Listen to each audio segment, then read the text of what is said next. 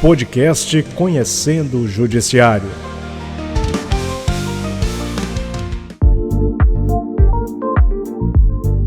Olá, estudantes! Sejam bem-vindos a este espaço dedicado a esclarecer dúvidas sobre o mundo jurídico e conhecer mais sobre a carreira da magistratura. O entrevistado desta edição é o juiz Érico Rodrigues Vieira, que atua na Terceira Vara Cível de Salvador e também exerce na Unicorp do TJBA a função de juiz formador. O magistrado também possui especialização em ciências criminais e direito público. Doutor, muito obrigado por aceitar o nosso convite. Boa tarde, Kaique. Boa tarde, Marquinhos. Eu que agradeço o convite. É sempre um prazer estar aqui com vocês para esse bate-papo. Linguagem informal, até porque vamos conversar com jovens estudantes. E contem sempre comigo. Ótimo, doutor. O senhor entrou na magistratura no ano de 2002. Hoje já se passaram mais de 23 anos. É um longo percurso atuando em prol da justiça. Isso é muito tempo também de aprendizagem. Mas como é que foi o seu processo? Traz um panorama aqui para os nossos ouvintes sobre a sua vida, desde o ensino fundamental até a faculdade, e interliga ao anseio de entrar na magistratura. Bacana. Olha, eu sou estudante do Colégio 2 de Julho, uma escola que marcou profundamente a minha vida. Morava em Brotas, pegava o chamado busão de Brotas, o circular Campo Grande. Era uma época muito bacana. O Colégio 2 de Julho tinha gente de todas as classes sociais e isso foi muito enriquecedor para mim como pessoa, saber me relacionar com todos.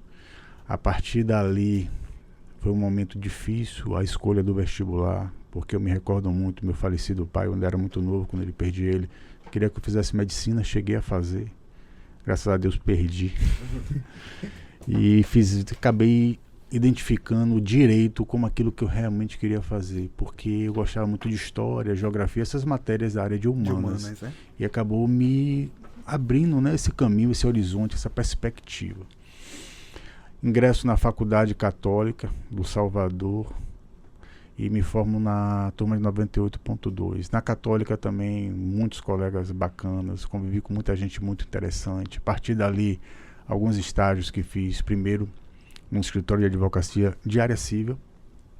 Me lembro até hoje quando eu comecei a ir para o fórum, tentar despachar processos de despejo, indenizações, que venha hoje a ser minha área de atuação aqui em Salvador, com servidores que até hoje eu vejo lá no Fórum Rui Barbosa, quando eu era um estagiário em início de carreira, aquela mesma localidade, aquelas mesmas salas, hoje eu estou lá ocupando uma delas nessa função tão nobre. E tive professores, foram muitas figuras inspiradoras na faculdade. E aí, a partir da faculdade, depois que eu saí desse escritório, eu fui para a Caixa Econômica. Caixa Econômica, eu termino o estágio, eu me formo. Lá vou eu para Campo Formoso, logo que me formo. E fico lá durante 4 anos, advogando para a Câmara de Vereadores, fazendo uma espécie de trabalho como se fosse uma defensoria pública da Câmara de Vereadores. Cara, e isso enriqueceu a minha vida de uma forma, tanto em termos de conhecimento jurídico, porque eu tinha que fazer tudo para todos que me procuravam através da Câmara, então era praticamente todo tipo de ação, tinha que fazer interdição, tinha que fazer pedido de alvará, tinha que soltar fulano que era parente de Beltrana, que era ligado a algum vereador, então todos os vereadores levavam para mim demandas de seus eleitores, eram demandas diversas, e isso fez com que eu tivesse que estudar, porque eu era sozinho para poder fazer todas encarar esses desafios.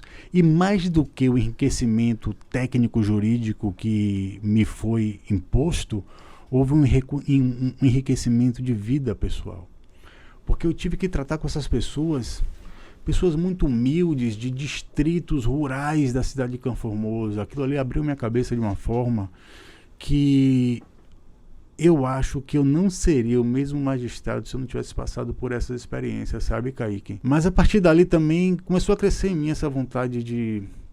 Eu não tinha ainda distinguido que era uma vontade de ser magistrado. Mas foi crescendo dentro de mim esse interesse de ver as coisas um pouco mais justas. É assim que eu posso relatar para ti. E então, quando chega no momento lá que eu... acho que aqui já deu para mim. É quando sai o edital do Tribunal de Justiça da Bahia. Volto para Salvador para advogar no escritório. Primeiro eu passo no concurso aqui em Salvador. A OAB ela tinha um chamado SOAGE, que é o Serviço de Orientação e Assistência Judiciária da OAB. Era uma espécie também de defensoria pública, lá vou eu de novo.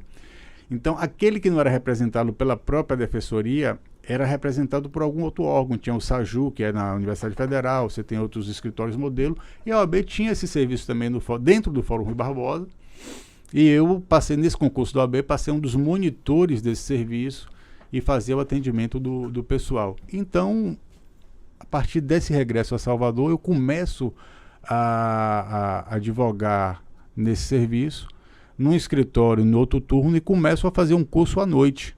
Então, de manhã era no escritório de direito trabalhista, de tarde no SOAGE, na OAB, fazia curso jurídico à noite e estudava quando chegava em casa até a hora que adormecia. Perfeito. O senhor fala com muita gratidão dessas experiências, né? Mas não poderia ser diferente. Eu tenho uma gratidão muito grande à magistratura e como eu ingressei na magistratura. Perfeito, doutor. E também é comum estudante de direito sonhar em se tornar magistrado, principalmente pela importância do trabalho. É um objetivo atraente para muitos que buscam a carreira jurídica de prestígio. E, doutor, pensando nisso, o senhor falou um pouco do seu processo aqui, mas detalhe um pouco como foi passar no concurso. Conta um pouco desse período de aprovação, estudou muito. Como foi isso, doutor? Foi uma época difícil. Como eu te disse, eu tinha um trabalho pela manhã no escritório de advocacia de direito trabalhista, que a gente advogava basicamente para Telemar. À tarde eu trabalhava no SOAGE, eu saía do Fórum Rui Barbosa às 18 horas para ir para um curso jurídico às 19 horas no Costa Azul, ficava até às 22, chegava em casa e tentava ainda ter energia para estudar. E para você que está se conectando agora na Rádio Web TJBA, este é mais um episódio do podcast Conhecendo o Judiciário. O convidado é o juiz Érico Rodrigues Vieira. Agora vamos ouvir a pergunta de Yasmin Stamato. Yasmin é estudante de Direito da Unifax, que participou do projeto que leva o mesmo nome desse podcast, Conhecendo o Judiciário. Como saber se o estudante de Direito tem um perfil para ser um juiz? Eu acho que eu vou lhe dizer, Yasmin, como você vai perceber se você não tem o perfil. Se você pensa em ser magistrado para ter poder, não é por aí. Se você pensa em ter magistrado para ter uma condição financeira boa, também não é por aí. Então a gente tem que excluir essas pseudo-motivações que são incompatíveis com a função. Agora, se você percebe em si uma indignação com as injustiças do dia a dia da vida, talvez você esteja no caminho para se tornar um magistrado, que você vá desprovida de vaidade, com muita humildade, simplicidade, porque o processo nada mais é do que uma tentativa de resolução de um problema que tem uma pessoa por trás. Essa coisa do poder é importante dar uma freada mesmo, né? Com certeza. Quando ingressei, eu via muito falar daquela questão da juizite, e olha, digo para você, é real. Aquele poder não é para que você o exerça como um personagem forte, empoderado para si próprio. Não, o seu poder existe para que você possa fazer a justiça. É mesmo, doutor. Como garantidor dos direitos da população, sua atividade fim é julgar, né? Algumas decisões podem ser desafiadoras. Como foi lidar com essa questão, inclusive? Eu tenho uma gama de decisões que me levaram à reflexão posteriormente. Mas tem uma que é muito marcante na minha vida, quando eu ainda estava na comarca de Santa Terezinha, que é uma comarca que eu também tenho no coração. Passei 6 ou 8 anos lá. E ela é composta por 3 municípios: Santa Terezinha, Sede, Elísio Medrado e Itatim. No município de Elísio Medrado, houve um cidadão que foi preso por violência doméstica. À época não era algo que se falava como hoje, mas o caso foi tratado com a devida importância. Ele foi preso, aquele processo que a gente analisa, condições subjetivas, o que foi praticado, que à época foi uma ameaça e uma lesão corporal leve. Então os indícios que ele não tinha antecedentes criminais eram realmente que ele fosse posto em liberdade. Ele foi posto em liberdade por mim. Passada uma semana ele sai e voltou a esfaquear essa mulher, a mesma vítima.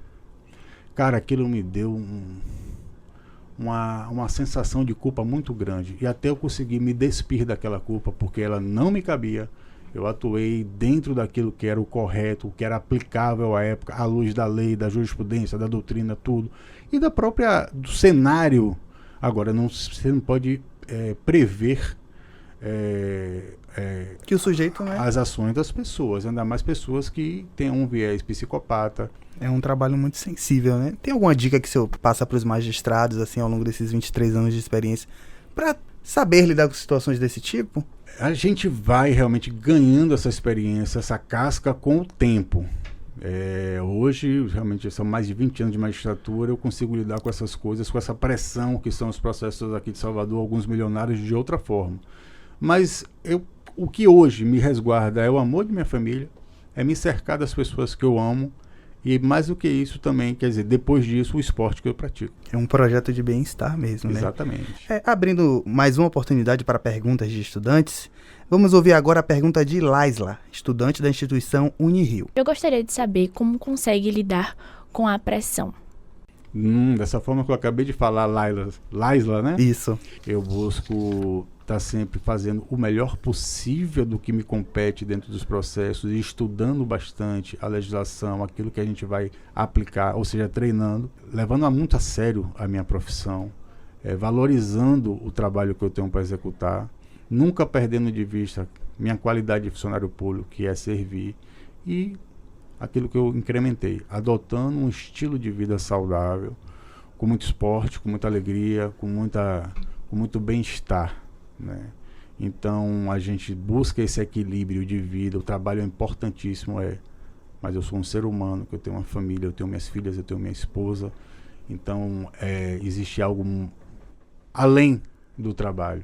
Perfeito, doutor. Muito obrigado aqui por compartilhar sua experiência, pela participação. E para você, querido ouvinte, por seguir sempre atento aqui à nossa programação.